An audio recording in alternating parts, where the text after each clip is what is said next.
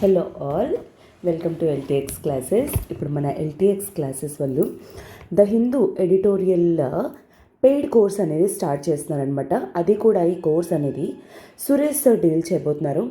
So daily the హిందూలో వచ్చిన ఒక big article అనేది చూస్ చేసుకుంటారు.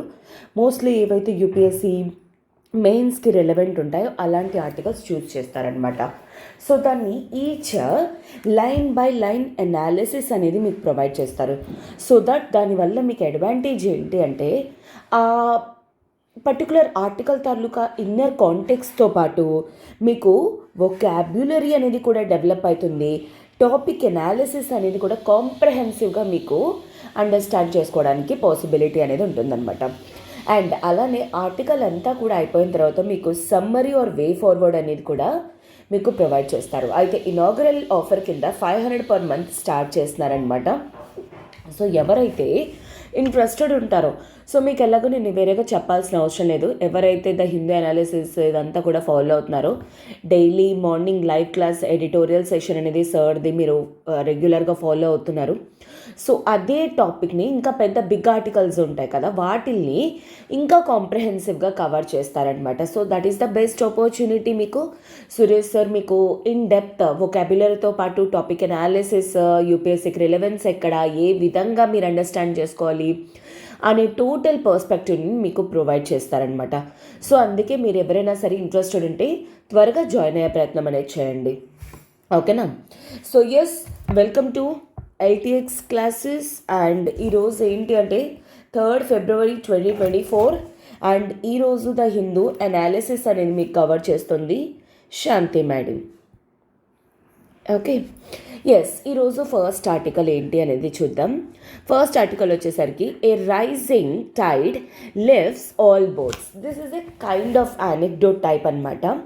సో సింపుల్గా మీకు అర్థం కావడానికి ఏంటి అంటే, ఇప్పుడు మనం ఫర్ ఎగ్జాంపుల్ లైక్ ఓషన్కి వెళ్ళామనుకోండి, అంటే బీచెస్కి గట్ట వెళ్తూ ఉంటాం కదా, అక్కడ ఏంటి ఏదైనా ఒక టైడ్ అంటే ఒక వేవ్ ఉంటుంది కదా, ఆ వేవ్ అనేది ఎప్పుడు కూడా ఏంటి కింద పడి లేవడం అట్లా చేస్తూ ఉంటుంది. So that is called as a wave కదా.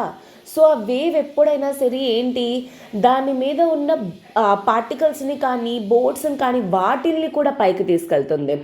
సో ఇదే విధంగా ఇక్కడ ఆథర్ ఎవరైతే ఉన్నారో వాళ్ళు ఏంటి అంటే ప్రజెంట్ ఇండియన్ ఎకానమీ అనేది ఏ విధంగా రన్ అవుతుందంటే ఒక టైడ్, ఒక వేవ్, ఒక లాగా ఫ్లో అవుతుందన్నమాట. సో దాని మీద ఉన్న బోర్డ్స్ అన్నీ కూడాను, అంటే దాని మీద ఏవైతే డిపెండెంట్ సెక్టార్స్ అనేవి ఉన్నాయో, ఫర్ ఎగ్జాంపుల్ ఎనర్జీ సెక్టార్, లేదా ఫర్ ఎగ్జాంపుల్ టూరిజం సెక్టార్, లేదా ఫర్ ఎగ్జాంపుల్ ఎడ్యుకేషన్ సెక్టార్, లేకపోతే ఏ నేషన్స్ అయినా డిపెండెన్సీ అనేది ఉన్నా అలాంటివన్నీ కూడా పైకి వెళ్తాయి అని చెప్పడం అనేది జరిగింది. This is such a beautiful article I have ever seen. Seriously one of the best articles అనమాట.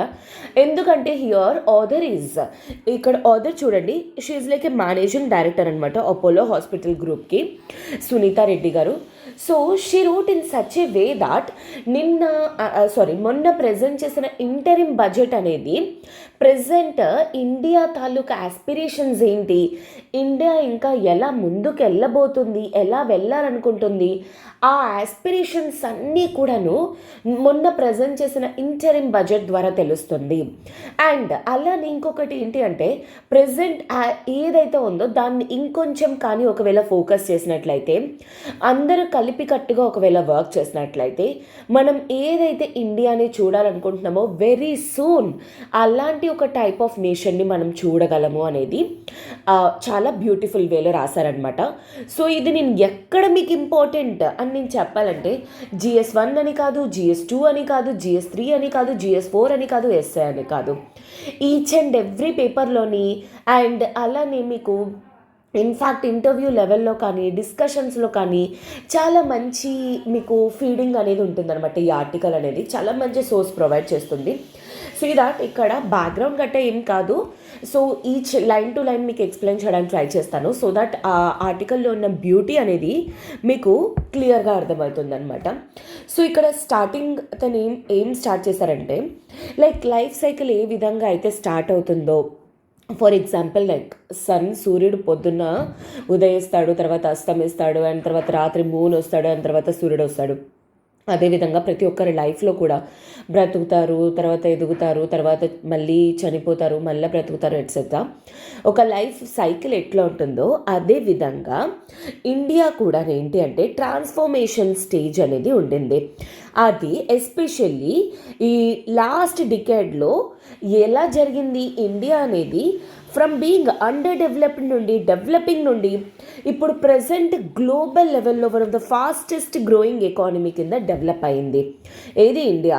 దానికి she put the evidences also. ఇదేదో నార్మల్ స్టేట్మెంట్ ఇవ్వడం అని కాదు. ఎందుకు అంటే గ్లోబల్ లెవెల్లో అన్ని ఎకానమీస్ హార్డ్లీ 2.5% రేట్తో ఇంక్రీజ్ అవుతుంటే ఇండియా మాత్రం ఈవెన్ ఆఫ్టర్ కరోనా పాండమిక్ తర్వాత చాలా హిట్ అనేది, చాలా బ్యాక్ స్టెప్ అనేది ఫేస్ చేసినా సరే ఈరోజు కన్సిస్టెంట్లీ 7% గ్రోత్ రేట్ తోటి ఇండియా అనేది డెవలప్ అవుతుంది. This showcases that global లెవెల్లోనే one of the fastest growing nations అని చెప్పేసి ఇండియా అనేది. సో ఒకవేళ ఈ ఫాస్ట్ మూమెంట్ ఏదైతే ఉందో దాన్ని ట్రాన్స్లేట్ ఒకవేళ ప్రెజెంట్ తోటి ఒకవేళ చేస్తే ఖచ్చితంగా మనం ఏదైతే ఫ్యూచర్ ఎక్స్పెక్ట్ చేస్తున్నామో అలాంటి ఒక ఫ్యూచర్ని మనం డెఫినెట్లీ చూడొచ్చు అనే విషయాన్ని మెన్షన్ చేస్తున్నారనమాట. దానికి ఇంకొకటి ఏంటి అంటే ఇండియా తాలూకా స్పేస్ ప్రోగ్రామ్ అనేది గ్లోబల్ లెవెల్లోనే అట్రాక్టివ్ పొజిషన్లోని ఆర్ ఇన్స్పైరింగ్ పొజిషన్లోనే ఉంది. ఎందుకంటే లాస్ట్ ఇయర్ మనం అచీవ్ చేసిన ఆదిత్య L1 మిషన్ కానీ చంద్రయాన్ 3 మిషన్ కానీ, so India is the first nation to reach అనమాట south pole of the moon. That to soft landing కూడా మనం అచీవ్ చేయగలిగామన్నమాట. So this showcases that మన స్పేస్ ప్రోగ్రామ్ అనేది కూడా ఎంత సక్సెస్ఫుల్గా సక్సెస్ అవుతుంది అని చెప్పేసి, అండ్ అలానే even renewable and non renewable ఎనర్జీలో కూడా మిగతా నేషన్స్ కంటే మనం ఎంత అడ్వాన్స్డ్గా ఉన్నాము అనేది మన టార్గెట్స్ అచీవ్ చేయడంలోని కానీ, ఎందుకంటే మన బడ్జెట్లో కూడా రెన్యూబుల్ ఎనర్జీ సోలార్ ప్యానెల్స్ అనేవి ప్రతి ఇంటికి కూడా ఉండాలి అని చెప్పేసి, అండ్ అలానే గ్రీన్ హైడ్రోజన్ మిషన్ గురించి కానీ, అండ్ అలానే రీసెర్చ్ అండ్ డెవలప్మెంట్ మీద ఆల్మోస్ట్ 1,00,000 కోట్ల అలొకేషన్స్ అనేవి చేయడం అనేది జరిగింది. This all show cases that India అనేది ఎంత అంటే ఎటువంటి సెక్టార్స్లో ఎంత అయితే అటెన్షన్ ఉండాలో అంత అటెన్షన్ కూడా చాలా క్లియర్గా ప్రొవైడ్ చేస్తున్నారు అనేది.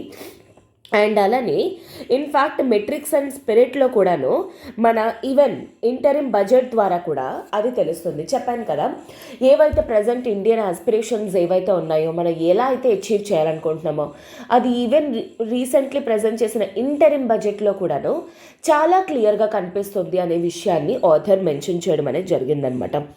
This all shows that within very few టైమ్స్లోనే India will become a new India అనమాట. అండ్ దీనివల్ల ప్రతి ఒక్కరికి కూడా హ్యూజ్ ఆపర్చునిటీస్ అనేవి ఉంటాయన్నమాట. అది ఎంప్లాయ్మెంట్ ఆపర్చునిటీస్లో అవ్వచ్చు, లేకపోతే ఎడ్యుకేషన్ ఆపర్చునిటీస్ అవ్వచ్చు, లేదా హెల్త్ ఆపర్చునిటీస్ అవ్వచ్చు, అండ్ అలానే టెక్నాలజికల్ ఆపర్చునిటీస్ అవ్వచ్చు. వీటన్నిటికీ కూడా బెస్ట్ ఆపర్చునిటీస్ అనేవి ఇండియా రియలీ పేవింగ్ వే అంటే చూపిస్తుంది అని చెప్పేసి. అండ్ అలానే ఇన్ఫ్యాక్ట్ ఇండియా తాలూకా కొన్ని అచీవ్మెంట్స్ ప్రజెంట్ మన గవర్నమెంట్ వాళ్ళు చేస్తున్నా కూడా మెన్షన్ చేయడం అనేది జరిగింది. సో ఇప్పుడు అంటే ఏ కంట్రీ అయినా సరే గుర్తుపెట్టుకోండి, కంట్రీ తాలూకా సిటిజన్స్ తాలూకా హెల్త్ అనేది చాలా చాలా ఇంపార్టెంట్. మేడం ఎందుకు మేడం? ఎందుకంటే ఈరోజు ఆ కంట్రీలో ఉన్న పీపుల్ అనే వాళ్ళు ఒకవేళ అనారోగ్యంతో బాధపడుతుంటే వాళ్ళు ఏ విధంగా వర్క్ చేస్తారు? వాళ్ళు ఒకవేళ వర్క్ చేయకపోతే గవర్నమెంట్కి ట్యాక్సెస్ అనేవి ఎట్లా వస్తాయి? గవర్నమెంట్కి ట్యాక్సెస్ అనేవి రాకపోతే గవర్నమెంట్ ఎలా ఫంక్షన్ చేస్తుంది? అండ్ ఇన్ఫ్యాక్ట్ తిరిగి గవర్నమెంట్కి అది బర్డన్ అయిపోతుంది వాళ్ళ తాలూకా హెల్త్ మీద ఇన్వెస్ట్ చేసేసరికి. సో అందుకోసం అని చెప్పేసి ప్రతి ఒక్క నేషన్ కూడాను ఆ కంట్రీలో ఉన్న పీపుల్ హెల్త్ మీద చాలా ఫోకస్ చేస్తారనమాట. అండ్ దాంట్లోని ఇండియా లాంటి developing nations with just hardly 2% of GDP contributions తోటి మన హెల్త్ ఆపర్చునిటీస్ అనేవి ఎంత ఇంక్రీజ్ చేశారంటే literally average age for Indians అనేది ఈరోజు 45 to 50 years ఉన్న ఒకప్పుడు కాస్త ఇప్పుడు ఆల్మోస్ట్ 60 to 70 yearsకి తీసుకెళ్ళడం అనేది జరిగింది. This is a high achievement అనమాట. ఓకేనా? అండ్ ఒక థింగ్ అనేది కూడా మెన్షన్ చేశారు. యాజ్ ఆఫ్ నౌ ఇండియాలోని గర్ల్స్ ఫేస్ చేస్తున్న one of the biggest issue వచ్చేసరికి ఏంటి అంటే సర్వికల్ క్యాన్సర్ అనమాట. సర్వికల్ క్యాన్సర్ అంటే ఏంటి? Cancer if at all cervix area or uterus ఏరియాలోని ఒకవేళ lower part of the women బాడీలోని ఒకవేళ జరిగితే దాన్ని సర్వికల్ క్యాన్సర్ అంటారు. దాన్ని అడ్రస్ చేయడం కోసం అని చెప్పేసి అంటే గర్ల్స్ అందరికీ కూడాను హెచ్పివి వ్యాక్సినేషన్ అనేది యంగర్ గర్ల్స్లో హ్యూమన్ పాపిలోమా వైరస్, సో ఈ హెచ్పి వ్యాక్సినేషన్ అనేది కూడా ప్రొవైడ్ చేయాలి అనే విషయాన్ని మెన్షన్ చేయడం అనేది జరిగిందనమాట. అండ్ అలానే ఇలాగే మిగతా అంటే ఇప్పుడు ప్రెసెంట్ దీనికనే కాకుండా డిఫరెంట్ టైప్స్ ఆఫ్ క్యాన్సర్స్కి కానీ అండ్ నాన్ కమ్యూనికబుల్ డిసీజెస్కి కానీ ఇలాంటి సేమ్ స్టెప్స్ కానీ ఒకవేళ తీసుకున్నట్లయితే సో ఇండియాలోని ఉన్న డిసీజ్ బర్డెన్ ఏదైతే ఉందో డ్రాస్టికల్లీ రెడ్యూస్ అయ్యే ఛాన్సెస్ అనేది ఉంటుంది అని చెప్పేసి. సో అందుకే వీళ్ళు ఏమంటున్నారు అంటే so we are requesting or forcing the government ఏంటి అంటే incentivising individuals to undertake preventive health checks. అంటే అర్థం ఏంటి? వచ్చిన తర్వాత క్యూరింగ్ కోసం బదులా దానికి రాక ముందే ప్రివెంటివ్ హెల్త్ చెకప్స్ అనమాట. ఫర్ ఎగ్జాంపుల్ ఎప్పటికప్పుడు బ్లడ్ రిలేటెడ్ అంటే చెకప్స్ అవి చేసుకోవడం కానీ అండ్ ముందుగుండానే జాగ్రత్త పడడం ద్వారా ఏంటి అంటే వచ్చే ప్రమాదాలు ఏవైతే ఉన్నాయో అలాంటివి అవాయిడ్ చేసే స్కోప్ అనేది ఉంటుంది. సో గవర్నమెంట్ ఈ విషయంలోని ప్రజలకు అవేర్నెస్ క్రియేషన్ చేసేలాగా ఉండాలి అని చెప్పేసి చెప్పడం అనేది జరిగిందనమాట. ఇన్ఫ్యాక్ట్ హెల్త్ ఇండికేటర్స్లోని ఇండియా చాలా అంటే రిమార్కబుల్ టార్గెట్స్ అనేవి అవుట్ పర్ఫామ్ చేసిందనమాట. లైక్ లాస్ట్ 4 డికాడ్స్లోని ఇన్ఫ్యాక్ట్ మొటాలిటీ అంటే చిన్నపిల్లలు చనిపోవడం కానీ, మ్యాటర్నల్ మొటాలిటీ మదర్స్ బర్త్ టైంలోని అంటే బర్త్ గివింగ్ టైంలో చనిపోయినప్పుడు మ్యాటర్నల్ మొటాలిటీ అంటారు, అవన్నీ కూడా చాలా డ్రాస్టికల్లీ రెడ్యూస్ అవ్వడం జరిగింది. అండ్ అలానే బడ్జెట్లో మ్యాటర్నల్ అండ్ చైల్డ్ హెల్త్ కేర్కి ఇంపార్టెంట్ పొజిషన్ అనేది కూడా రావడం అనేది జరిగిందనమాట. So if at all mother and child తల్లి బిడ్డలు ఇద్దరు కూడా మంచిగా పర్ఫామ్ చేసినట్లయితే వర్క్ ఫోర్స్లోని విమెన్ తాలూకా పార్టిసిపేషన్ ఇంక్రీజ్ అవుతుంది.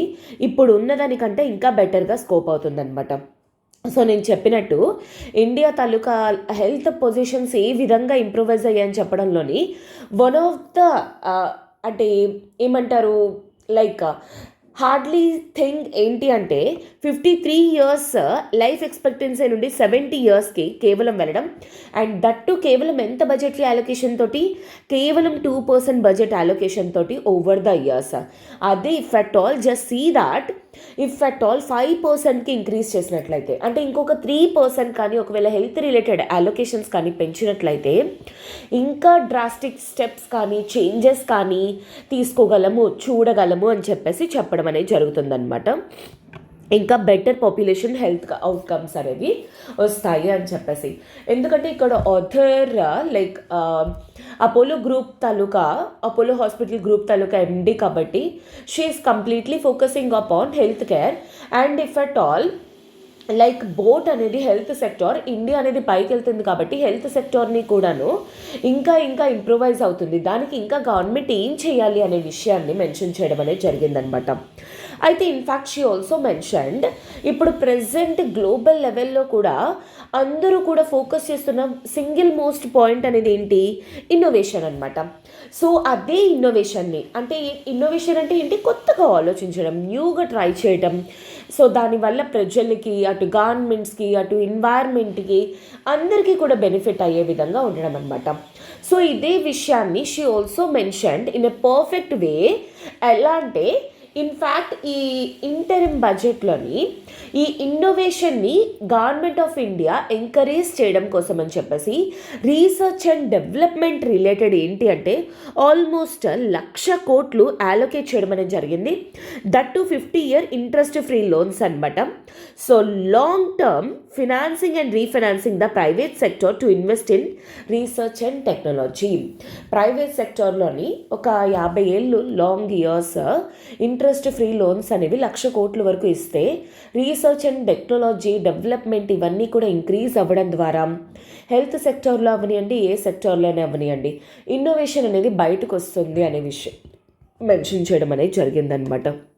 సో ఇన్ హెల్త్ కేర్కి వచ్చేసరికి డీపర్ టెక్నాలజీ కొలాబరేషన్స్ ఇంకా ఇంకా లైఫ్స్ అనేవి బెటర్ అయ్యే విధంగా, క్వాలిటీ యాక్సెస్ అనేది హెల్త్ కేర్ అనేది వచ్చే విధంగా అవన్నీ కూడా జరుగుతుంది.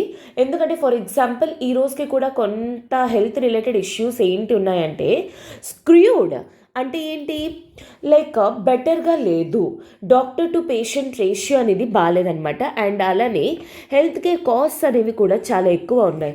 ఫర్ ఎగ్జాంపుల్ లైక్ ఈరోజు ఏదైనా ఒక చిన్న ఆపరేషన్ చేయాలన్నా ఏదైనా సింప్లీ లక్షలకి రీచ్ అయిపోతుంది అనమాట. సో దానివల్ల చాలామంది ఏంటి అంటే health care accessibility or affordability అనేది చేయలేకపోతున్నారు. సో దాన్ని రెడ్యూస్ చేయాలి అంటే ఇంకా డీపర్ టెక్నాలజీ కొలాబరేషన్స్ అనేవి ఇంపార్టెంట్ అని చెప్పేసి చెప్తున్నాను. This is again an innovation అనమాట. అండ్ అలానే ఇంకొక విషయం కూడా మెన్షన్ చేశారు ఏంటి అంటే మెడికల్ వాల్యూ ట్రావెల్. అంటే అర్థం ఏంటి, ఒకప్పుడు ఇండియాలోని ఎవరికైనా సరే హెల్త్ రిలేటెడ్ ఇష్యూస్ ఉన్నాయి అంటే, లేదా ఎటువంటి మేజర్ ఆపరేషన్స్ జరగాలన్నా చలో యూఎస్ వెళ్ళిపోదాం, లేదా చలో యూకే వెళ్ళిపోదాం, అక్కడైతే మంచి ట్రీట్మెంట్ ఉంటుంది, మంచి డాక్టర్స్ ఉంటారు ఎట్సెట్రా. కానీ అలాంటి ఒకప్పుడు పొజిషన్ నుండి ఈరోజు మనం ఎటువంటి పొజిషన్కి వచ్చాము, ఇండియాలోనే వన్ ఆఫ్ ద బెస్ట్ ఏంటి అంటే India is becoming one of the best destination అనమాట మెడికల్ రిలేటెడ్ ట్రావెల్కి. అంటే ఎవరి ఆపరేషన్స్ చేయాలన్నా వరల్డ్ క్లాస్ ఇన్ఫ్రాస్ట్రక్చర్ కావాలన్నా, వరల్డ్ క్లాస్ మెడికేటివ్ ఫెసిలిటీస్ కావాలన్నా సరే, ఈరోజు ఇండియా అనేది one of the best platforms కింద, డెస్టినేషన్ నేషన్స్ కింద అయ్యింది. So if at all government కానీ ఇంకా ఫర్ ఎగ్జాంపుల్ లైక్ ఇక్కడ మెన్షన్ చేశారు, ఇంకా కనెక్టివిటీ కానీ ఇంక్రీజ్ చేసినట్లయితే న్యూ కారిడార్స్ ద్వారా రైల్వే లింకేజెస్ కానీ, ఎయిర్పోర్ట్స్ కానీ, ఎయిర్ రూట్స్ కానీ ఇవన్నీ ఇంక్రీజ్ చేస్తే ఇంకా ఇండియాలోని ఈ రిలేటెడ్ అంటే మెడికల్ వాల్యూ ట్రావెల్ రిలేటెడ్ ఇంకా ఇంక్రీజ్ అయ్యే స్కోప్ అనేది ఉంటుందన్నమాట. సో అందుకే వేరెవర్ ప్రజెంట్ వచ్చేసరికి ఏంటి అంటే ప్రైవేట్ సెక్టర్ అనేది ఎక్స్పెక్టేషన్స్కి బియాండ్ అవుట్ పర్ఫార్మ్ అనేది చేస్తుంది ఈ ఎకానమీ టైమ్స్లోని. అండ్ ఇఫ్ అట్ ఆల్ వాటిని ఇంకా ఎంకరేజ్ చేసినట్లయితే గవర్నమెంట్, డెఫినెట్లీ ప్రైవేట్ సెక్టర్ ఇంకా బెస్ట్ పర్ఫార్మెన్స్ అనేది ప్రొవైడ్ చేస్తుంది. అటు ప్రజల తాలూకా లైఫ్ సేవ్ చేయడంలో కానీ, అటు ఎకానమీ టర్న్ అవుట్ అవ్వడంలో కానీ, అండ్ అలానే గవర్నమెంట్కి మంచిగా ట్యాక్సెస్ అనేవి ప్రొవైడ్ చేసే విషయంలో కానీ చెప్పేసి ఆథర్ మెన్షన్ చేస్తున్నారనమాట. సో యాక్చువల్లీ ఒక విధంగా ఏంటంటే హెల్త్ రిలేటెడ్ ఇది ఇంపార్టెంట్. అండ్ ఇండియా ఏంటి అచీవ్ చేసింది లాస్ట్ ఫ్యూ ఇయర్స్లో అనేది హిస్టారికల్లీ ఇంపార్టెంట్. అండ్ ఏ విధంగా ఎకానమీలోని ఇంటరిమ్ బడ్జెట్లోని హెల్త్ రిలేటెడ్ కానీ, HPV vaccines, women related empowerment, ఈ పర్టికులర్ హోల్సేల్గా అన్ని థింగ్స్ అనేవి చిన్నగా బుల్లిగా ఈ ఆర్టికల్లోనే పెట్టడం అనేది జరిగింది ఆథర్ అనమాట. సో అందుకే I literally found this article very very important for us.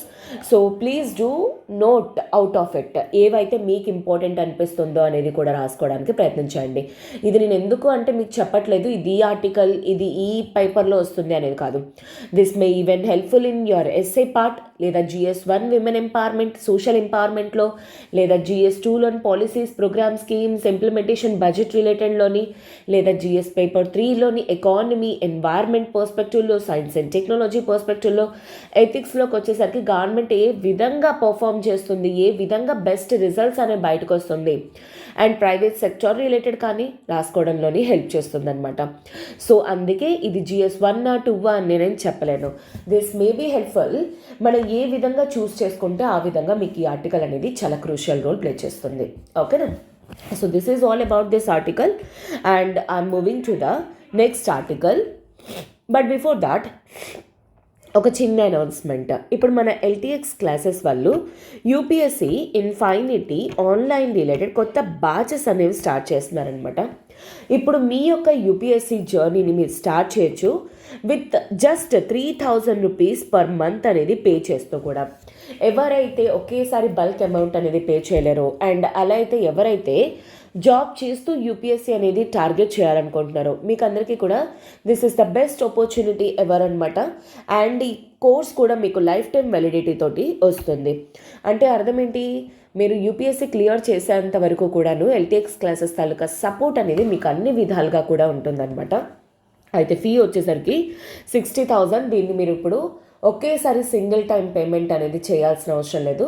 Monthly 3000 rupees pay చేసుకోకుంటూ కూడా హ్యాపీగా క్లియర్ చేయొచ్చు. బట్ ఈ ఆఫర్ అనేది మీకు కేవలం 15th ఫిబ్రవరి వరకు మాత్రమే ఉండబోతుంది. అండ్ దీని రిలేటెడ్ మీకు ఏమైనా ఎంక్వైరీస్ కానీ ఉన్నట్లయితే యూ కెన్ కాల్ 7893899553. ఈ నెంబర్ కాల్ చేసి మీ డౌట్స్ అనేవి క్లియర్ చేసుకొని త్వరగా జాయిన్ అయ్యే ప్రయత్నం అనేది చేయండి. అండ్ అలానే ఎల్టీఎక్స్ క్లాసెస్ వాళ్ళు యూపీఎస్సీ ఇన్ఫైనిటీ ఆఫ్లైన్ విశాఖపట్నంలోని మన బ్రాంచ్ అనేది ఉంటుందన్నమాట. సో ఇక్కడ మన ఆఫ్లైన్లో కూడా కొత్త బ్యాచెస్ అనేవి స్టార్ట్ చేస్తున్నారు.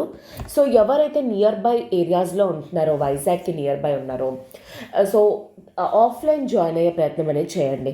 ఎందుకంటే ఇప్పుడు మీ ప్రిపరేషన్ అనేది కేవలం 5000 రూపీస్ పర్ మంత్తో స్టార్ట్ చేయొచ్చు. విత్ లైఫ్ టైం వ్యాలిడిటీ తోటి వస్తుంది. అంటే అర్థం ఏంటి, ఫీ క్లియర్ చేసినంత వరకు, లేకపోతే 1 year 1.5 year అలా క్లాసెస్కి రావచ్చు అని కాదు. మీరు యూపీఎస్సీ క్లియర్ చేసేంత వరకు కూడా ఆఫ్లైన్ క్లాసెస్కి మీరు విజిట్ చేయొచ్చు అనమాట. అయితే ఫీ వచ్చేసరికి 60,000 రూపీస్. బట్ ఈ ఆఫర్ అనేది మీకు కేవలం 15th ఫిబ్రవరి వరకు మాత్రమే ఉండబోతుంది. Please do remember that. ఓకేనా? ఈ లోపల జాయిన్ అయ్యే ప్రయత్నం అనేది చేయండి. దీని రిలేటెడ్ ఏమైనా ఎంక్వైరీస్ కానీ ఉన్నాయంటే యూ కెన్ కాల్ 7893899553. ఈ నెంబర్ కాల్ చేసి మీ డౌట్స్ అనేవి క్లియర్ చేసుకొని త్వరగా జాయిన్ అయ్యే ప్రయత్నం అనేది చేయండి. అండ్ అలానే మీరు www.ltxclasses.comకి కూడా లాగిన్ అవ్వండి. సో దాట్ ఏంటి అంటే మీకు ఎటువంటి ఇన్ఫర్మేషన్ కావాలి అనుకున్న తెలుస్తుంది. ఇంకేమైనా ఆపర్చునిటీస్ ఆర్ ఆఫర్స్ ఏమైనా ఉన్నాయంటే తెలుసుకోవచ్చు. ఓకేనా? This is all about that. We shall move to next article, that is law panel suggests retaining criminal defamation provision. So first of all ఇది ఏ విధంగా మీకు ఇంపార్టెంట్ అనేది చూద్దాం. GS2 పరంగా పాలిటీ పర్స్పెక్టివ్లో చాలా చాలా ఇంపార్టెంట్ అనమాట. పాలిటీ రిలేటెడ్ మీకు ఏంటి అంటే కొన్ని ప్రావిజన్స్ అనేవి ఉంటాయి, వాటి రిలేటెడ్ మీకు ఇంపార్టెంట్. అండ్ అలాగనే కొన్ని యాక్ట్స్ కూడా ఇంపార్టెంట్ అనమాట. బట్ అవి చెప్పే ముందు మీరు కొన్ని విషయాల్ని తెలుసుకోవాల్సిన అవసరం అనేది ఉంటుంది. So first of all criminal defamation అంటే ఏంటో అనేది చూద్దాం. So what is meant by criminal defamation? ఇంతకీ ఇది ఎక్కడ మెన్షన్ చేసింది? ఇండియన్ పీనల్ కోడ్లో మెన్షన్ చేసింది అనమాట. సో యాజ్ ఆఫ్ నౌ మనకి ఏంటి అంటే లైక్ ఇండియాలోని క్రిమినల్ రిలేటెడ్ యాక్టివిటీస్ కానీ అండ్ వాటిని ట్యాకిల్ చేయడానికి మనకి క్రిమినల్ ప్రొసీజర్ కోడ్ అని, ఇండియన్ పీనల్ కోడ్ అవి ఉన్నాయన్నమాట. ప్రజెంట్ యాజ్ ఆఫ్ నా గవర్నమెంట్ వాటిని రిప్లేస్ చేయాలనుకుంటుంది భారతీయ న్యాయ సంహిత బిల్ అని చెప్పేసి. So that is a different case. But ఈ ఆర్టికల్ వరకు అర్థం చేసుకోవడానికి ట్రై చేయండి. దాట్ క్రిమినల్ డిఫమేషన్ అంటే అర్థం ఏంటి? So it is a type of crime. అంటే ఏంటి? ఇదొక క్రైమ్ ఏంటి? ఒకవేళ ఒక పర్సన్ అనేవాడు మేక్స్ ఏ ఫాల్స్ స్టేట్మెంట్, ఒకవేళ తప్పుడు స్టేట్మెంట్స్ కానీ ఇచ్చినట్లయితే అబౌట్ సమ్వన్ ఎల్స్, ఇంకెవరి గురించి అయినా సరే. సో దానివల్ల ఒకవేళ తన రెప్యుటేషన్ కానీ, రెప్యుటేషన్ అంటే ఏంటి? పరువు, మర్యాద అలాంటివి కానీ ఒకవేళ రెడ్యూస్ అయిపోయాయి అంటే అది మేబీ ఇంటెన్షనల్లీ అయి ఉండొచ్చు, లేదా రెక్లెస్నెస్ వల్లైనా అయి ఉండొచ్చు. ట్రూత్ని ఆర్ నిజాన్ని దాచడం కోసం అది ఈదర్ రైటింగ్లో అయి ఉండొచ్చు, లేదా చెప్పడంలో కానీ, ఆర్ ఫర్ కమ్యూనికేషన్ అయి ఉండొచ్చు. ఏదైనా సరే అలాంటి దాన్ని ఏమి అంటారు? క్రిమినల్ డిఫమేషన్ అని చెప్పేసి అంటారనమాట. సో యాక్చువల్లీ చాలామంది ఏంటి అంటారు అంటే లైక్ మనకి కాన్స్టిట్యూషన్లోని ఫండమెంటల్ రైట్స్ అనేవి మెన్షన్ చేస్తుంటాయి. ఆ ఫండమెంటల్ రైట్స్లోని ఎస్పెషల్లీ ఆర్టికల్ 19 అనేది ఉంటుంది. ఈ ఆర్టికల్ 19 అనేది దేని గురించి మాట్లాడుతుంది? Freedom of speech and expression కోసం మాట్లాడుతుందన్నమాట. అంటే అర్థం ఏంటి? మాట్లాడి మనం ఏదైనా చెప్పాలి అనుకుంటే చెప్పే స్వాతంత్ర్యాన్ని ఆర్టికల్ 19 మనకి కాన్స్టిట్యూషన్ అనేది ప్రొవైడ్ చేస్తుంది. సో ఇది నాకు కాన్స్టిట్యూషన్ ఇచ్చింది కదా అని చెప్పేసి నేను ఎవరి పరువు మర్యాద అంటే పోయే విధంగా నేను మాట్లాడాను, సో అది నా రైట్ టు ఫ్రీడమ్ ఆఫ్ స్పీచ్లోకి వస్తుందా, ఎక్స్ప్రెషన్లోకి వస్తుందా? కాదు. ఈ రెండిటికి గల బ్యాలెన్స్ అనేది మెయింటైన్ చేయాలి అనే విషయం ఏమొచ్చి చెప్తుందనమాట. ఓకేనా? సో నాకు ఆర్టికల్ 19 ఎందుకంటే సేమ్ టైం మనకి ఆర్టికల్ 21 అనేది కూడా ఉంటుంది. ఏంటి? Right to life, that to a dignified life. Okay, dignified life అనేది కూడా నాకు కాన్స్టిట్యూషన్ అనేది ప్రొవైడ్ చేస్తుంది. సో అలాంటప్పుడు నేను ఆర్టికల్ 19 చూస్తుంటే వాళ్ళ ఆర్టికల్ 21 వైలేట్ అవుతుందనే కదా అర్థం. సో అదే విషయాన్ని, సో ఇలాంటివి జరగకుండా ఉండాలి. ఎందుకంటే ఒక పర్సన్ తాలూకా రెప్యుటేషన్ అనేది చాలా చాలా ఇంపార్టెంట్. ఆ రెప్యుటేషన్ని వాళ్ళు కాపాడుకోవాలి అంటే ఇలాగా డిఫమేషన్ అంటే తప్పుడు మాటలు చెప్పడం కానీ, అబద్ధాలు అవి చెప్పడం కానీ, దానివల్ల తన పరువు మర్యాద పోతున్నాయి, అలాంటి విషయాల్ని ఖండించాలి అనే విషయాన్ని కూడా మనకి ఇండియన్ పీనల్ కోడ్ అనేది మెన్షన్ చేస్తుందన్నమాట. సో దీని ప్రకారంగా ఏంటి, సెక్షన్ 499 ఇంకా సెక్షన్ 500 అనేది ఈ రెండు actually deals with criminal defamation as a criminal offence కింద దీన్ని పరిగణిస్తారనమాట. ఏది? IPC, Indian penal code of 1860. And అదేవిధంగా ఇప్పుడు గవర్నమెంట్ అనేది క్రియేట్ చేసింది అని చెప్పేసాను కదా, ఏంటి? భారతీయ అంటే ఈ ఐపీసీని రిప్లేస్ చేస్తుంది. మొత్తం ఐపీసీని, సిఆర్పిసిని వాటన్నిటిని క్లోజ్ చేసి భారతీయ న్యాయ సంహిత బిల్ అనేది కూడాను గవర్నమెంట్ ఇంట్రడ్యూస్ చేయాలనుకుంటుంది. సో దీని ప్రకారంగా కూడాను ఏంటి అంటే దీన్ని క్రిమినల్ ఒఫెన్స్ లాగా, అండ్ అలానే ఇన్ఫ్యాక్ట్ ఎవరైతే ఇలాంటివి చేస్తారో ఇన్ఫ్యాక్ట్ వాళ్ళకి పనిష్మెంట్ కింద కమ్యూనిటీ సర్వీస్ అనేది కూడా చెప్తున్నారనమాట. కమ్యూనిటీ సర్వీస్ అంటే అర్థం ఏంటి? సో సొసైటీలోని వీళ్ళు సొసైటీ పరువు అండ్ సొసైటీలోని ఏదైనా మంచి పనులు చేయాలి అనే విధంగా కూడా ప్రావిజన్, ఇన్ఫ్యాక్ట్ క్రిమినల్ ఒఫెన్స్తో పాటు అనమాట. So this is the best thing అనమాట ఒక విధంగా చెప్పాలి అనుకుంటే. ఎందుకు అంటే ఇదే విషయాన్ని ఇన్ఫ్యాక్ట్ సుప్రీంకోర్టు కూడా మెన్షన్ చేయడం అనేది జరిగిందనమాట. ఏంటి అది వచ్చేసరికి ఏంటి అంటే this is one second, yes, in the particular case of Subramanya Swamy versus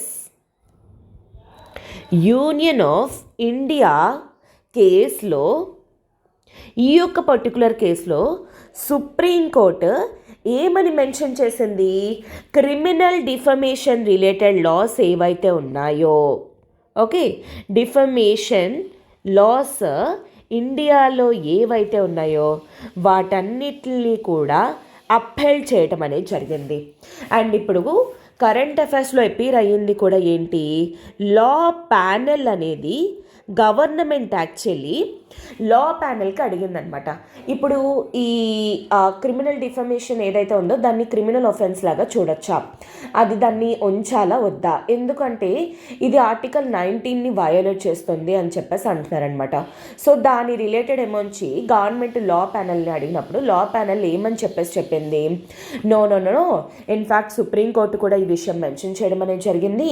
కాన్స్టిట్యూషన్లో కూడా ఆర్టికల్ 19తో పాటు ఆర్టికల్ 21 అనేది కూడా ఉంది.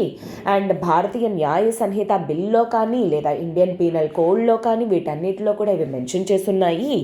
సో అందుకని చెప్పేసి ఇప్పుడు ఏంటి, ఈ క్రిమినల్ డిఫమేషన్ ఏదైతే ఉందో అది క్రిమినల్ ఒఫెన్స్ కిందనే కంటిన్యూ అవ్వాలి.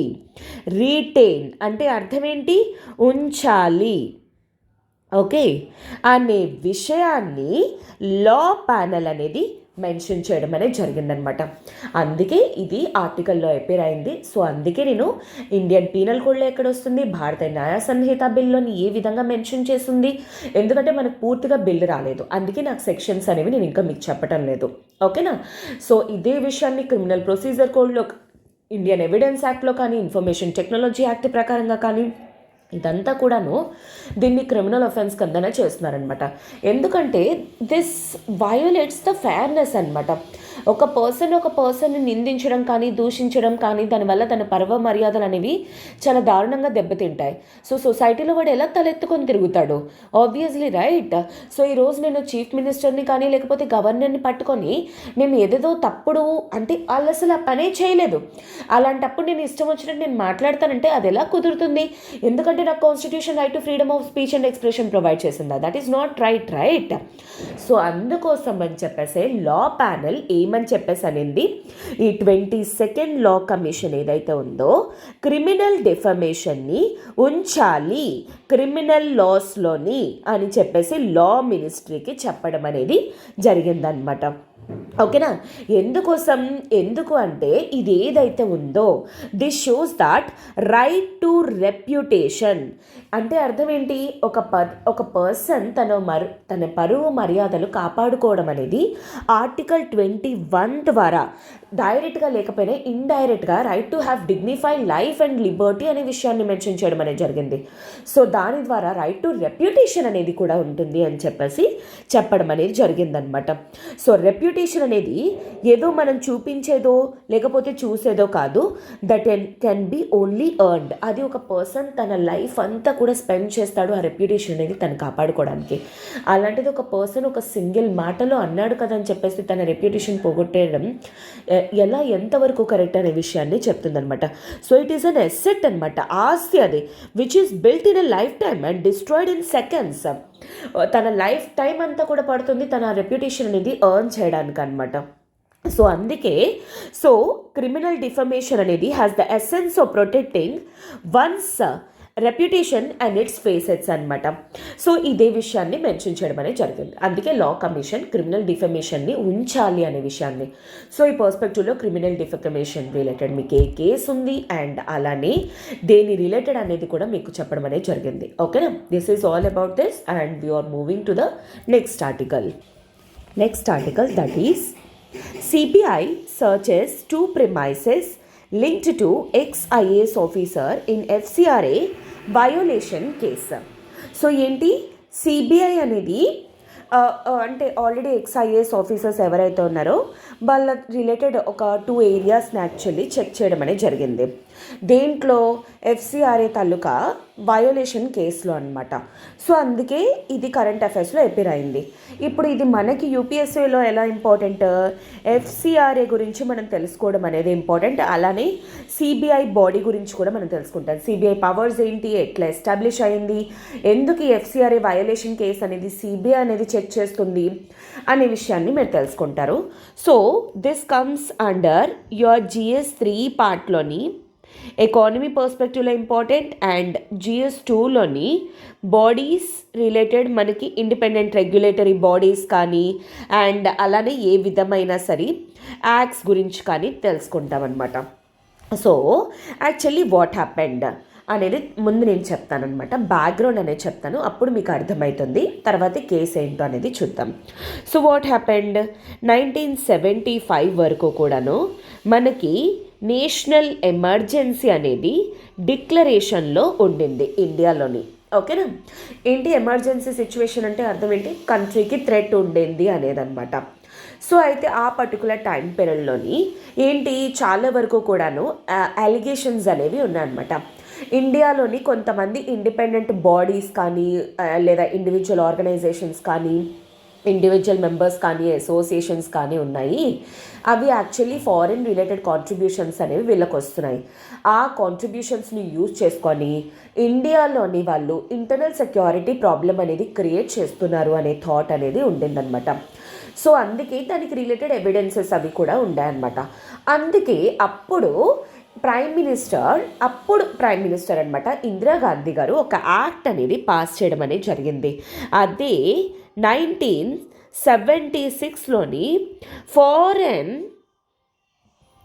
కాంట్రిబ్యూషన్ రెగ్యులేషన్ యాక్ట్ ఆఫ్ 1976 అని. సో దీని ప్రకారంగా ఏంటి, సో ఎనీ ఇండివిజువల్స్ కానీ లేదు అంటే అసోసియేషన్స్ కానీ, లేదు అంటే ఎటువంటి గ్రూపింగ్స్ కానీ ఒకవేళ ఉన్నా, ఇలాంటి వాళ్ళందరూ కూడాను ఇఫ్ అట్ ఆల్ వాళ్ళు ఫారెన్ కాంట్రిబ్యూషన్స్ కానీ వస్తే, ఫారెన్ కాంట్రిబ్యూషన్స్ అంటే ఏంటి, అదర్ దాన్ ఇండియా బయట కంట్రీస్ నుండి డొనేషన్స్ అనేవి కానీ చారిటీస్ రూపంలో కానీ వీళ్ళకి రావడం రిలేటెడ్ అనమాట. ఇఫ్ అట్ ఆల్ అలా కానీ వచ్చినట్లయితే అలాంటి వాటిల్ని రెగ్యులేట్ అనేది చెయ్యడానికి, అంటే వాటిల్ని మేనేజ్ చేయడానికి. ఎందుకోసం మేనేజ్ చేయడం అనేది ఇంపార్టెంట్, ఎందుకు అంటే in order to secure India taluka internal security issues అనేవి రాకుండా ఉండడానికి, అండ్ అలానే మన సోవరెంటీ కానీ లేదా ఇంటిగ్రిటీ కానీ ఇలాంటివన్నీ కూడా ఇండియా సెక్యూర్ చేసుకోవడం. అంటే అర్థం ఏంటి, బయట ఎవరో ఫారెన్ కాంట్రిబ్యూషన్స్ అనేవి చేయడం వల్ల ఇండియాలోని ఉన్న డిస్టర్బెన్స్, అంటే ఇండియాలోని ఉన్న లా అండ్ ఆర్డర్ అనేది డిస్టర్బ్ అవ్వకూడదు, ఇండియన్ పాలిటిక్స్ అనేవి డిపెండ్ అవ్వకూడదు, అండ్ అలానే ఇండియా తాలూకా ఫేట్ అనేది కూడా ఫారెన్ కాంట్రిబ్యూషన్స్ వల్ల డిసైడ్ అవ్వకూడదు అనే విషయాన్ని దీని ద్వారా క్రియేట్ చేయడం అనేది జరిగిందనమాట. సో యాక్చువల్లీ ఇదంతా కూడా ఇండియాకి రిలేటెడ్, అంటే ఏంటి, security, internal security related, sovereignty related అంతా. కాబట్టి దీన్ని తీసుకెళ్ళి ఎక్కడ పెట్టడం అనేది జరిగింది, ministry of home affairs. Okay, so దీని రిలేటెడ్ అంటే ఏ ప్రావిజన్స్ కానీ, ఏ అమెండ్మెంట్స్ చేయాలన్నా, ఏ చేంజెస్ అనేవి చేయాలన్నా ఎవరు చేయగలరు, మినిస్ట్రీ ఆఫ్ హోమ్ అఫైర్స్ అనేది చేయగలదన్నమాట. సో దాట్ ఇది విల్ ఎన్ష్యూర్ దట్ ఈ ఎఫ్సిఆర్ఏ ద్వారా ఇది ఏం ఎన్ష్యూర్ చేస్తుంది, సో ఫారెన్ బాడీస్, సో అంటే ఇండియాలోని ఉన్న ఎన్జిఓ ఆర్గనైజేషన్స్ కానీ, చారిటీస్ కానీ, ఎనీ అసోసియేషన్స్ అనేవి they operate in a manner. అవి ఏ విధంగా ఆపరేట్ చేస్తున్నాయి, సో దే ఆర్ కన్సిస్టెంట్, అంటే ఇండియా తాలూకా వాల్యూస్కి రిలేటెడ్, కన్సిస్టెంట్ విత్ ఇండియన్ వాల్యూస్కి సరిపడా విధంగా, అండ్ అలాగా సెక్యూరిటీ అనేది ప్రొవైడ్ చేస్తూ ఆ విధంగా ఇవి ఆపరేట్ చేస్తున్నాయా లేదా అనేది చెక్ చేస్తారనమాట. అండ్ రీసెంట్లీ కూడా కొన్ని అమెండ్మెంట్ యాక్ట్స్ అనేవి పాస్ చేశారనమాట. దీనికి ఒకసారి కాదు, 2 సార్లు కాదు, 2010లోని అండ్ అలానే 2005లో ఒకసారి, 2020లోని రీసెంట్లీ అమెండ్మెంట్ అనేది చేయడం జరిగింది. ఏమని అమెండ్మెంట్స్ చేశారు, సో యాక్చువల్లీ ఎఫ్సిఆర్ఏ ఎవరైతే మెయింటైన్ చేస్తారో ఆ అంటే ఏ బాడీస్ కానీ ఏమైనా ఒకవేళ ఫారెన్ కాంట్రిబ్యూషన్స్ కానీ ఒకవేళ తీసుకుంటే ఏంటి అంటే వాళ్ళకి అకౌంట్ అనేది ఉండాలన్నమాట. ఎంతవరకు ఉండాలి, ఫర్ ఎగ్జాంపుల్ లైక్ ఎస్బీఐ ఢిల్లీలో వాళ్ళకి అకౌంట్ అనేది ఉండాలి, ఎవ్రీ 5 yearsకి రిజిస్ట్రేషన్ అనేది చేసుకోవాలి అని చెప్పేసి, అండ్ అలానే వాళ్ళ డొనేషన్స్ కూడాను అడ్మినిస్ట్రేటివ్ రిలేటెడ్ కేవలం 20% మాత్రమే మెయింటైన్ చేయాలి, అండ్ ఎలా యూజ్ చేస్తున్నారు, ఎలా యూటిలైజ్ చేస్తున్నారు అనే విషయాన్ని కూడా యాక్చువల్లీ ఏంటి ఎప్పటికప్పుడు గవర్నమెంట్కి ఇన్ఫామ్ చేయాలి. లేదు అంటే ఏంటి, ఇఫ్ అట్ ఆల్ ఇవేవైనా సరే వయోలేట్ కానీ ఒకవేళ జరిగినట్లయితే అలాంటప్పుడు గవర్నమెంట్కి పవర్స్ అనేవి కూడా ఏంటి, ఈవెన్ సస్పెండ్ చేయడం కానీ లేదా వాళ్ళ లైసెన్స్ అది క్యాన్సిల్ చేసే కెపాసిటీ అనేది కూడా ఈ యాక్ట్ ప్రకారంగా ఎవరికి ఉంటుంది, గవర్నమెంట్కి ఆ కెపాసిటీ అనేది ఉంటుందన్నమాట. సో ఇప్పుడు కేసు ఏంటి అనేది చూద్దాం. Recently central bureau of investigation అనమాట, ఈ బాడీ గురించి కూడా నేను చెప్తాను, కంగారు పడిపోవద్దు. సో ఒక ఎక్స్ ఇండియన్ ఐఏఎస్ ఆఫీసర్స్ వాళ్ళు ఉన్నారనమాట. వాళ్ళు యాక్చువల్లీ సోషల్ యాక్టివిస్ట్ అనమాట. ఐఏఎస్ ఆఫీసర్సే ఎక్స్ ఐఏఎస్ ఆఫీసర్స్ అనమాట. ఇంతకుముందు ఇప్పుడు సోషల్ యాక్టివిస్ట్ అనమాట, అంటే సొసైటీలో రిలేటెడ్ సర్వీసెస్ అనేవి చేస్తున్నారనమాట. సో వాళ్ళకి రిలేటెడ్ ఏంటి అంటే, ఫర్ ఎగ్జాంపుల్ లైక్ సిఈఎస్ కానీ, అమన్ బిరాదారీ ట్రస్ట్ కానీ, ఆక్స్ఫామ్ ఇండియా కానీ, యాక్షన్ ఎయిడ్ అసోసియేషన్ కానీ, ఇలాంటి అసోసియేషన్స్ అనేవి వీళ్ళ పేర్లతో ఎక్స్ ఐఏఎస్ ఆఫీసర్స్ తోటి లింక్ అయి ఉన్నాయన్నమాట. అవన్నీ కూడా ఏం చేస్తున్నాయి, ఈ ఎఫ్సిఆర్ఏ రిలేటెడ్ వయోలేషన్ అనేది చేయడం అనేది జరిగిందనమాట. ఏంటి, సో ఆ ఏజెన్సీస్ యాక్చువల్లీ ఏంటి అంటే on the basis of preliminary enquiry ప్రకారంగా అంటే అవి ఏవో రిలేటెడ్ ప్రావిజన్స్ అనేవి ఎఫ్సిఆర్ఏ రిలేటెడ్ ప్రావిజన్స్ అనేవి వయోలేట్ చేశాయి. సో దాని రిలేటెడ్ ఏంటి అంటే హోమ్ మినిస్టర్ అనమాట. ఎందుకు సిబిఐ రిలేటెడ్ వచ్చింది ఈ యొక్క పర్టికులర్ కేసు అనేది, హోమ్ మినిస్టర్ యాక్చువల్లీ ఒక రిటర్న్ కంప్లైంట్ అనేది ఇవ్వడం అనేది జరిగిందనమాట. ఎవరికి? సిబిఐకి ఇవ్వడం అనేది జరిగింది. అందుకే ఇప్పుడు ఈ పర్టికులర్ కేసెస్ని అది ఎంతవరకు కరెక్ట్, అది ఎంతవరకు నిజము అండ్ దాన్ని ఎంక్వైరీ చేయడం కోసం అని చెప్పేసి సిబిఐ బాడీ అనేది ఇప్పుడు ఈ పర్టికులర్ కేసుని అప్డేట్ చేయడం అనేది జరిగిందనమాట. ఓకేనా, ఇప్పుడు కేసు అర్థమైంది అనుకుంటా. అండ్ దాని రిలేటెడ్ సిబిఐ వాళ్ళు ఏంటి అంటే ఇప్పుడు ఈ రిలేటెడ్ కేసు అంటే ఆ రిలేటెడ్ పర్సన్స్ తాలూకా ఏరియాస్ని, వాళ్ళ హౌజెస్ని, వాటిల్ని కూడా ఎంక్వైరీ చేస్తున్నారనమాట. ఎంతవరకు ఏంటి కరెక్ట్ ఏంటి అనేది. ఇంకా అంతకంటే మన కేసు అనవసరం. ఒకటి ఎఫ్సిఆర్ఈ రిలేటెడ్ మనకి ఇంపార్టెంట్ అండ్ అలానే సిబిఐ రిలేటెడ్ ఇంపార్టెంట్. ఎందుకు సిబిఐకి వచ్చింది? ఎందుకంటే ఈ టోటల్ యాక్ట్ అంతా కూడా యూనియన్ హోమ్ అఫైర్స్ మినిస్టర్ కంట్రోల్లో ఉంటుంది. అండ్ హోమ్ అఫైర్స్ మినిస్టరే డైరెక్ట్గా ఒక రిటర్న్ కంప్లైంట్ అనేది సిబిఐకి ఇవ్వడం ద్వారా ఇప్పుడు సిబిఐ అనేది ఈ పర్టికులర్ కేసుని టేకప్ చేయడం అనేది జరిగింది. సో సిబిఐ అనేది ఏంటి అంటే సెంట్రల్ బ్యూరో ఆఫ్ ఇన్వెస్టిగేషన్ అనమాట. ఇది ఒక ప్రీమియర్ ఇన్స్టిట్యూషన్ అనమాట. దేని రిలేటెడ్? కరప్షన్ రిలేటెడ్ కానీ, ఫ్రాడ్ రిలేటెడ్ కానీ అవన్నీ కూడాను ఇన్వెస్టిగేషన్స్ అనేవి చెయ్యడానికి. ఓకేనా, అందుకే యాక్చువల్లీ ఈ పర్టికులర్ కేసు అనేది సిబిఐకి ఇవ్వడం అనేది జరిగింది. అయితే ఈ సిబిఐ అనేది ఏంటి? ఏ body? This is not a statutory body, this is not a constitution body. అది ఏ బాడీ కూడా కాదనమాట. This is a non constitutional body అని చెప్పేసి చెప్పొచ్చు. అండ్ అలానే స్టాట్యూటరీ బాడీ కూడా కాదు. ఏ విధంగా దీన్ని క్రియేట్ చేయడం అనేది జరిగింది? Delhi special police establishment act of 1946 నుండి దీన్ని క్రియేట్ చేయడం అనేది జరిగింది. కాకపోతే this is a non statutory body, గుర్తుపెట్టుకోండి. అలా అని చెప్పేసి ఇది స్టాట్యూటరీ బాడీ కూడా కాదు. ఇది ఎవరి తాలూకా రికమెండేషన్స్ మీద? త్రూ సంతానం కమిటీ రికమెండేషన్స్ ద్వారా క్రియేట్ చేసిన బాడీ అన్నమాట. ఏది? ఈ సిబిఐ బాడీ అనేది. సో ఏం చేస్తుంది ఈ బాడీ అనేది? సో ఇండియాలోని డిఫెన్స్ రిలేటెడ్ కానీ or otherwise any high profile cases కానీ వీటన్నిటిని కూడాను ఇన్వెస్టిగేట్ చేయటంలోని ఈ బాడీ అనేది గవర్నమెంట్కి హెల్ప్ చేస్తుంది. సో అందుకే ఈ పర్టికులర్ విషయాల్లో కూడాను యూనియన్ హోమ్ మినిస్టర్ ఎవరికి ఇచ్చారు? సిబిఐకి ఇచ్చారు. గుర్తుపెట్టుకోండి one thing that is highly important. This is not a statutory body, this is not even a constitutional body అనమాట. ఇది ఒక నార్మల్ బాడీ అనమాట. ఎలా? Delhi special police establishment act ద్వారా క్రియేట్ అయింది త్రూ సంతానం కమిటీ రికమెండేషన్స్ ద్వారా. ఇదేం చేస్తుంది? High profile cases, corruption related, defence related, security related ఇలాంటి కేసెస్ ఏవైనా సరే ఇన్వెస్టిగేట్ చేయడంలోని ఈ బాడీ అనేది హెల్ప్ చేస్తుంది. ఓకేనా, this is all about this article. I hope that is very much clear for you. Moving to the next article. Uttarakhand panel on UCC submits report to CM Dhami. So first of all ఇది ఎక్కడ important, ఎలా important అనేది చూడండి. GS2 పరంగా polity పర్స్పెక్టివ్లోని important. So అయితే first of all మీరు ఈ article గురించి తెలుసుకోవడానికి ఒక చిన్న బ్యాక్గ్రౌండ్ అనేది మీరు తెలుసుకోవాలన్నమాట. అప్పుడు మీకు క్లియర్గా అర్థమవుతుంది. యాక్చువల్లీ ఇండియా ఏంటి అంటే India is a land of diversity. ఈ డైవర్సిటీ అనేది మనకి ఫిజికల్లీ, జోగ్రఫికల్లీ, లాంగ్వేజ్ పరంగా, కల్చర్ పరంగా, సివిలైజేషన్స్ ప్రకారంగా అలా అన్ని పర్స్పెక్టివ్స్లోని డైవర్సిటీ అనేది ఉంది. దాంట్లో వన్ ఆఫ్ ద డైవర్సిటీ వచ్చేసరికి మనకి రిలీజియస్ డైవర్సిటీ అనేది కూడా ఉంది. ఎందుకంటే India is a land of, మనకి ఇండియాలోని ప్రియాంబుల్లో సెక్యులరిజం అనే వర్డ్ మెన్షన్ చేస్తుంది. అన్ని రిలీజియన్స్ని మనం టాలరేట్ చేస్తాం. హిందూస్ అని, ముస్లిమ్స్ అని, క్రిస్టియన్స్ అని, బుద్ధులని, సిక్కులని, జైన్లని, పార్సీస్ అని, అలాగా జ్యూస్ అని డిఫరెంట్ రిలీజియన్స్ అనేవి ఇండియాలో ఉన్నాయి.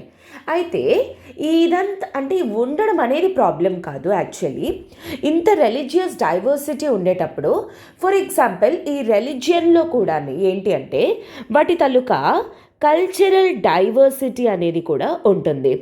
కల్చరల్ డైవర్సిటీ ఏంటి? For example in terms of marriage related కానీ, ఇన్ టర్మ్స్ ఆఫ్ ప్రాపర్టీ విషయాల్లో కానీ ఎట్సెట్రా. అలాగే డిఫరెంట్ లాస్ అనేవి కూడా ఒక్కొక్క దానికి ఒక్కోలా ఉంటుంది. ఫర్ ఎగ్జాంపుల్ మన హిందూ యాక్ట్ ఏమని చెప్తుంది, ఒక పర్సన్ అనేవాడు కేవలం ఒక్క పర్సన్ని మాత్రమే మ్యారేజ్ చేసుకోవాలి, ఒక అబ్బాయి ఒక్క అమ్మాయిని మాత్రమే పెళ్లి చేసుకోవాలి అనే విషయాన్ని మెన్షన్ చేసి ఉంటుంది. కాకపోతే వేరాస్ ముస్లిం లాలో ఏ విధంగా ఉంటుంది, వాళ్ళకి ఒక పర్సన్ అనేవాడు అంటే ముస్లిం మ్యాన్ అనేవాడు అప్ టు లైక్ 4 women వరకు కూడా పెళ్లి చేసుకోవచ్చు అనే విషయాన్ని వాళ్ళ తాలూకా లాస్ ప్రకారంగా ఉంటాయి. అదేవిధంగా ప్రాపర్టీ విషయాల్లోని ఒక్కొక్క రిలీజియన్కి ఒక్కొక్క లాస్ అనేవి ఉంటాయి. ట్రైబల్స్కి అయితే వేరేలాగా ఉంటుంది లాస్ అనేవి. అలాగా డిఫరెంట్ డైవర్సిటీ అనేది కల్చర్ పరంగా ఉంటుందన్నమాట. సో అందుకే ఇదంతా కూడా ఇంత డైవర్సిటీ ఇలా ఉందనుకోండి, అప్పుడు ఏం వయోలేట్ అవుతుంది, రైట్ టు ఈక్వాలిటీ అనేది వయోలేట్ అవుతుంది. సో యాక్చువల్లీ ఏంటి అంటే ఫర్ ఎగ్జాంపుల్ లైక్ ఇప్పుడు హిందూస్ వాళ్ళు అంటారు మాకు కేవలం ఒక్క వైఫ్నే పెళ్లి చేసుకోవాలి అని, ముస్లిమ్స్కి ఏమొచ్చి అప్ టు 4 అని చెప్పేసి, దట్ ఈజ్ లైక్ వయోలేటింగ్ కదా ఈక్వాలిటీ అనమాట. సో అందుకోసం అని చెప్పేసి ఇది రెడ్యూస్ చేయడానికి కోసం అని చెప్పేసి కాన్స్టిట్యూషనల్ ఫ్రేమర్స్ ఎలా డిసైడ్ అయ్యారు, డైరెక్టివ్ ఆఫ్ స్టేట్ ప్రిన్సిపల్స్ పాలసీస్లోని ఏంటి ఆర్టికల్ 44 అనేది క్రియేట్ చేయడం అనేది జరిగింది. ఈ ఆర్టికల్ 4 ఏమని డిస్కస్ చేస్తుంది, యూనిఫామ్ సివిల్ కోడ్ అనే విషయాన్ని మెన్షన్ చేస్తుంది. అయితే మేడం యూనిఫామ్ సివిల్ కోడ్ అంటే ఏంటి, ఇర్రెస్పెక్టివ్ ఆఫ్ రెలిజియన్ ఏంటి అంటే రిలీజియన్ ఏదైనా అవ్వని అండి, లాస్ అనేవి పర్సనల్ లాస్ ఏవైతే ఉన్నాయో అవన్నీ కూడాను applies equally irrespective of religions. Personal laws ఏవైతే ఉన్నాయి marriage related, divorce related, adoption related, maintenance related లేదా ప్రాపర్టీ రిలేటెడ్, ఇవన్నీ కూడా హిందూస్కైనా సిక్కులకైనా బుద్ధిస్ట్కైనా లేదా జైన్స్కైనా అందరికీ కూడా ఒకేలాగా అప్లై అవ్వడం గురించి యూనిఫామ్ సివిల్ కోడ్ గురించి మెన్షన్ చేసింది. కాకపోతే ఇది ఎక్కడ మెన్షన్ చేసింది, directive principle of state policy. అంటే ఇదేంటిది, ఎప్పుడైతే స్టేట్కి పాసిబుల్ అవుతుందో అలాంటప్పుడు వీటిల్ని ఇంప్లిమెంటేషన్ అనేది చేస్తారు. ఇది ఒక ఫండమెంటల్ రైట్ అయితే కాదు. యాజ్ ఆఫ్ నౌ ఏంటి అంటే Goa is the only state in fact in India which is implementing as of now only Goa మాత్రమే యూసీసీని ఇంప్లిమెంట్ చేయడం అనేది జరుగుతుంది. అయితే ఇదే తరహాలోని ఉత్తరాఖండ్ కూడా యాక్చువల్లీ ఏంటి అంటే తన స్టేట్లోని యూసీసీ అనేది ఇంప్లిమెంట్ చేయాలని చెప్పేసి అనుకుంటుంది. సో దానికోసం అని చెప్పేసి ఒక కమిటీ అనేది పెట్టడం అనేది జరిగింది. ఎవరు, ఒక రిటైర్డ్ జస్టిస్ అనమాట, రంజన ప్రకాష్ దేశాయ్. రంజన ప్రకాష్ దేశాయ్ అతని తాలూకా అండర్లోని ఏంటి అంటే ఒక కమిటీ అనేది పెట్టడం అనేది జరిగింది. This is highly important. ఈ కమిటీ యాక్చువల్లీ రీసెంట్లీ ఉత్తరాఖండ్ స్టేట్లోని ఏ విధంగా యూసీసీ అనేది ఇంప్లిమెంట్ చెయ్యాలి అనే విషయాన్ని ఆ గైడ్లైన్స్ యొక్క డ్రాఫ్ట్ రిపోర్ట్ అనేది గవర్నమెంట్కి, ఎవరికి, ఉత్తరాఖండ్ తాలూకా గవర్నమెంట్కి ప్రొవైడ్ చేయడం అనేది జరిగింది. So this is what actually Uttarakhand taluka panel ఎవరు, రంజన ప్రకాష్ దేశాయ్ యూసీసీ రిలేటెడ్ ఒక సబ్మిట్ రిపోర్ట్ అనేది ఇచ్చారు. ఎవరికి, ఉత్తరాఖండ్ సీఎం ధామి అనమాట. ఓకేనా, ఫైనల్ రిపోర్ట్ అనమాట ఉత్తరాఖండ్కి హ్యాండెడ్ ఓవర్ చేయడం జరిగింది. అయితే ఇది కంప్లీట్గా కేవలం హిందీ లాంగ్వేజ్లోనే మెన్షన్ చేసింది and does not have a single word of Urdu or any other language. ఇంకే లాంగ్వేజ్ ఏంటి లేకుండా కంప్లీట్ రిపోర్ట్ అంతా కూడా ఒక 4 వాల్యూమ్స్లో అనమాట, 750 pages తోటి ఒక 4 వాల్యూమ్స్ తోటి సింగిల్ లాంగ్వేజ్ హిందీలో రాసి ఇవ్వడం జరిగిందనమాట. సో ఈ కమిటీ ట్రిపుల్ తలాక్కి కానీ హలాలా ప్రాక్టీసెస్ కానీ వాటన్నిటికీ కూడా స్ట్రిక్ట్ పనిష్మెంట్ అనేది ప్రొవైడ్ చేయడం జరిగింది. ట్రిపుల్ తలాక్ అంటే ఏంటి, తలాక్ అని 3 సార్లు చెప్పి ముస్లింలోని వాళ్ళ మ్యారేజెస్ని వాళ్ళు క్లోజ్ చేసేసుకోవచ్చు అనమాట, అంటే డివోర్స్ అనేది ఇచ్చవచ్చు. ఇలాంటి వాటిని యాక్చువల్లీ పనిష్మెంట్ కింద రాయడం అనేది జరిగిందనమాట. ఎందుకు? విమెన్కి ఈక్వాలిటీ అనేది ప్రొవైడ్ చేయడానికి. హిందూస్లో ఏ విధంగా అయితే ఉంటుందో, క్రిస్టియానిటీలో ఏ విధంగా అయితే ఉంటుందో, అలానే ముస్లిమ్స్లో కూడా అలాగే ఉండాలి, విమెన్కి సమ్ సెక్యూరిటీ అనేది ప్రొవైడ్ చేయడం కోసం అని చెప్పేసి ఈ రిలేటెడ్ లాస్ అనేవి చేయడం అనేది జరిగిందనమాట. So this is all about UCC, uniform civil code. And Uttarakhand A committee, Ranjan Prakash Desai retired justice అనమాట ఇతను. సో అతని తాలూకా అండర్లోని రీసెంట్లీ రిపోర్ట్ అనేది ఇచ్చారు, అందుకే అది కరెంట్ అఫైర్స్లో అపీర్ అయింది. అండ్ దాని రిలేటెడ్ ఇది GS2లో మీకు ఇంపార్టెంట్ అనమాట. ఓకేనా? I hope that is very much clear for you.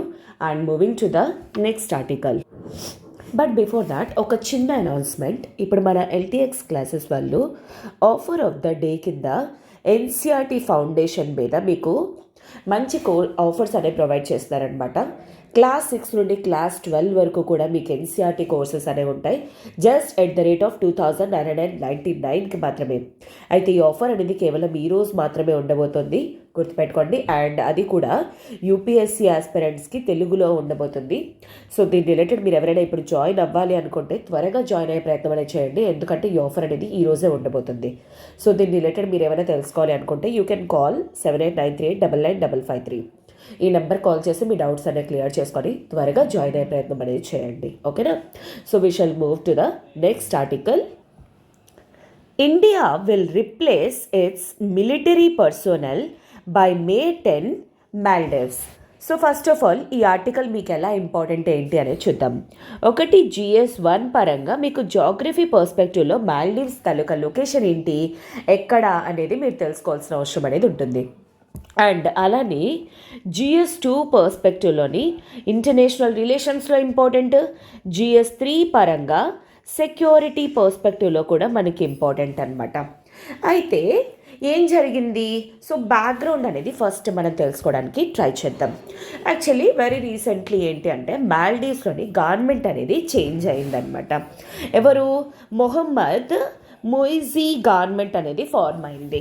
ఈ ప్రెజెంట్ మాల్డీవ్స్ గవర్నమెంట్ ఏదైతే ఉందో ఇది, ఈ మాల్డీవ్స్ గవర్నమెంట్ అనేది ప్రో చైనా, అంటే అర్థం ఏంటి? చైనాకి ఫేవరబుల్ అనమాట వాళ్ళు కొంచెం, ఈ ప్రజెంట్ గవర్నమెంట్ వచ్చేసరికి. అయితే సో ఈ పర్స్పెక్టివ్లోని చైనా వాళ్ళకి సపోర్ట్ చేస్తూ మాల్డీవ్స్ గవర్నమెంట్, ప్రెజెంట్ మొయిజీ గవర్నమెంట్ ఏమని చెప్పారు, ఇండియా తాలూకా ఆర్మీ నేవీ పర్సనల్ ఎవరైతే ఉన్నారో మాల్డీవ్స్లోని వాళ్ళందరినీ కూడా బ్యాక్కి వెళ్ళిపోమని చెప్పేసి ఆర్డర్స్ అనేవి పాస్ చేసింది మాల్దీవ్స్ గవర్నమెంట్ అనమాట. ఏ గ్రౌండ్స్లోని? సెక్యూరిటీ గ్రౌండ్ బేసిస్ అనమాట. లేదు, వీళ్ళ వల్ల మాల్దీవ్స్కి సెక్యూరిటీ ఇష్యూస్ అనేవి ఉన్నాయి, సో వీళ్ళు యాక్చువల్లీ కొన్ని సెక్యూరిటీ థ్రెట్స్ అనేవి చేస్తున్నారు, లీకేజెస్ అనేవి చేస్తున్నారు అనే కాంటెక్స్ట్ పైన, గ్రౌండ్స్ పైన మాల్దీవ్స్ గవర్నమెంట్ మంచి వెళ్ళిపోమని చెప్పేసి అనింది. అండ్ అది కాకుండా ఇంకేం చేశారు వీళ్ళు? యాక్చువల్లీ అదే కాకుండా వీళ్ళు ఏంటంటే ఇన్ఫ్యాక్ట్ వాళ్ళ తాలూకా 3 మినిస్టర్స్ కూడా ఏంటి అంటే నరేంద్ర మోడీ గారికి, మన ప్రైమ్ మినిస్టర్ నరేంద్ర మోడీ గారికి డిస్రెస్పెక్ట్ఫుల్గా కొన్ని అంటే పదాలని మాట్లాడడం, యూజ్ చేయడం, అతన్ని అవమానించేలాగా మాట్లాడడం అలా కూడా చేయడం అనేది జరిగింది. సో ఆ పర్స్పెక్టివ్లో మాల్దీవ్స్కి ఇండియాకి మధ్య రిలేషన్షిప్స్ అనేవి స్ట్రెస్ అయ్యాయన్నమాట. అండ్ ఇంకొకటి ఏం జరిగింది, వెరీ రీసెంట్లీ మోడీ గారు కూడా ఏం చేశారు, లక్షద్వీప్కి వెళ్ళి లక్షద్వీప్ రిలేటెడ్ టూరిజం అనేది ఇంక్రీజ్ చేయాలి అని చెప్పేసి. సో ఆ పర్స్పెక్టివ్లో ఒకేసారి సింగిల్ డేలోని చాలామంది ఏంటి అంటే మాల్దీవ్స్కి ఎవరైతే వెళ్ళాలి అనుకుంటున్నారో, అంటే మేబీ రిలేటెడ్ హనీమూన్ అవ్వచ్చు, లేకపోతే బిజినెస్ ట్రిప్స్ అని అయ్యి ఉండొచ్చు, లేకపోతే ఇంకేదైనా అయ్యి ఉండొచ్చు. ఓకేనా? అవన్నీ కూడా ఒకేసారి ఆ ఫ్లైట్స్ అవి క్యాన్సిల్ చేయడం, వాళ్ళ తాలూకా బుకింగ్స్, హోటల్ బుకింగ్స్, అపాయింట్మెంట్స్ అవన్నీ కూడా క్యాన్సిల్ చేసడం అనేది జరిగింది. సో ఒకేసారి డ్రాస్టికల్లీ మాల్దీవ్స్ తాలూకా ఎకానమీ అనేది కూడా ఒక సింగిల్ స్టెప్ ఆఫ్ మోడీ గారి ద్వారా పట్టడం అనేది జరిగిందనమాట. అండ్ లక్షద్వీప్కి ఒకేసారి టూరిజం అనేది ఇంక్రీజ్ చేయడానికి అనమాట. ఓకేనా? సో ఆ పర్స్పెక్టివ్లో ఇలా జరిగింది. బట్ స్టిల్ అయితే మళ్ళీ ఎందుకు ఇప్పుడు మాల్డీవ్స్ గవర్నమెంట్ మళ్ళీ ఏమన్నారు, ప్రజెంట్ మిలిటరీని బ్యాక్ అయిపోవాల్సిన అవసరం లేదు, రీప్లేస్ చెయ్యండి అంటే ప్రజెంట్ ఉన్న మిలిటరీ ఎవరైతే ఉన్నారో వాళ్ళందరినీ కూడాను మే 10th కల్లా సరే వాళ్ళని మార్చండి అనే విషయాన్ని చెప్పడం అనేది జరిగిందనమాట. ఎందుకు ఆ చేంజ్ అనేది వచ్చింది? బికాస్ నిన్న ఏదైతే ఇంటరిమ్ బడ్జెట్ మొన్నలండి, ఐఎమ్ రియలీ సారీ, సో ఈ ఇంటరిమ్ బడ్జెట్లోని లాస్ట్ ఇయర్ మనం ఆల్మోస్ట్ ఒక 400 crores మాత్రమే అలొకేట్ చేయడం అనేది జరిగింది. అంటే ఇన్వెస్ట్మెంట్స్ రిలేటెడ్ కానీ లేకపోతే డెవలప్మెంటల్ ప్రాజెక్ట్స్ రిలేటెడ్ కానీ మాల్డీవ్స్లోని. కానీ ఈ ఇయర్ వచ్చేసరికి మోడీ గవర్నమెంట్ ఆల్మోస్ట్ 700 crores అనేవి అలొకేషన్స్ అనేవి చేయడం జరిగింది. ఎవరికి? మాల్డీవ్స్కి. సో ఈ పర్స్పెక్టివ్లోని ప్రజెంట్ మన వాళ్ళతో ఏవైతే డిస్కషన్స్ అనేవి మాల్డీవ్స్ గవర్నమెంట్ చేస్తుందో వాళ్ళు ఇలా డిసైడ్ అయ్యి స్టెప్ అనేది చేంజ్ చేయడం అనేది జరిగింది. So this is a present ఏదైతే ఉందో this shows a good step అనమాట towards the relations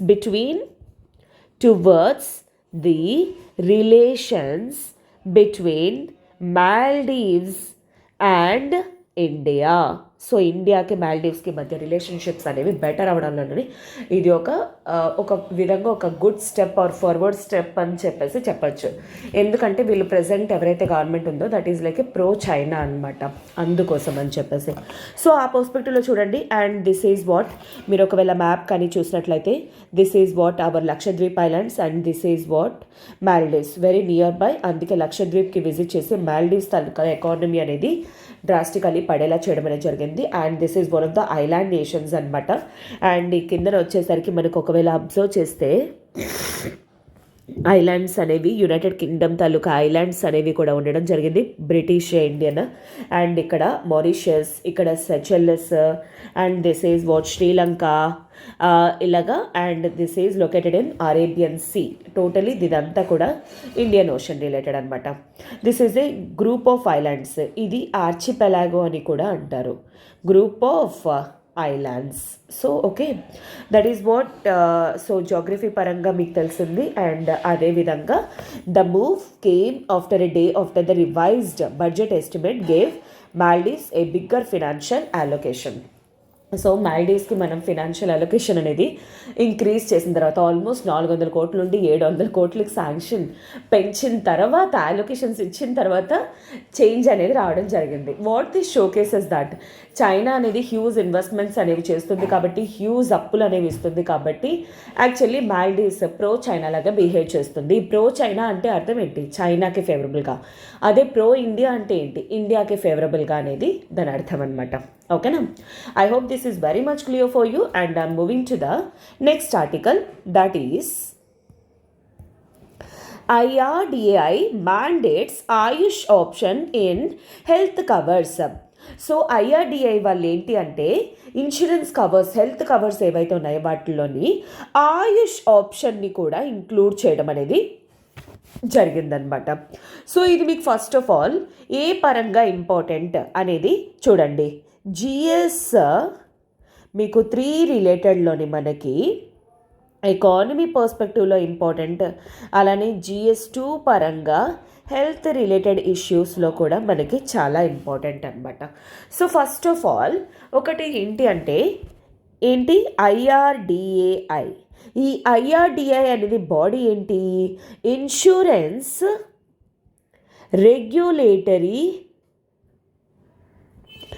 development authority of India. So చాలామంది ఏంటి అంటే మనం హెల్త్ ఇన్సూరెన్సెస్ అవనియండి, లేకపోతే లాంగ్ టర్మ్ లైఫ్ ఇన్సూరెన్స్లు ఇలా LIC నుండి, లేకపోతే HDFC అని చెప్పేసి ఇలాంటి ఇన్సూరెన్స్ ఆప్షన్స్ అనేవి తీసుకుంటాం అనమాట, హెల్త్ ఇన్సూరెన్సెస్ రిలేటెడ్. ఎందుకు ఈ హెల్త్ ఇన్సూరెన్సెస్ అనేవి ఏ విధంగా వర్క్ అవుతాయి?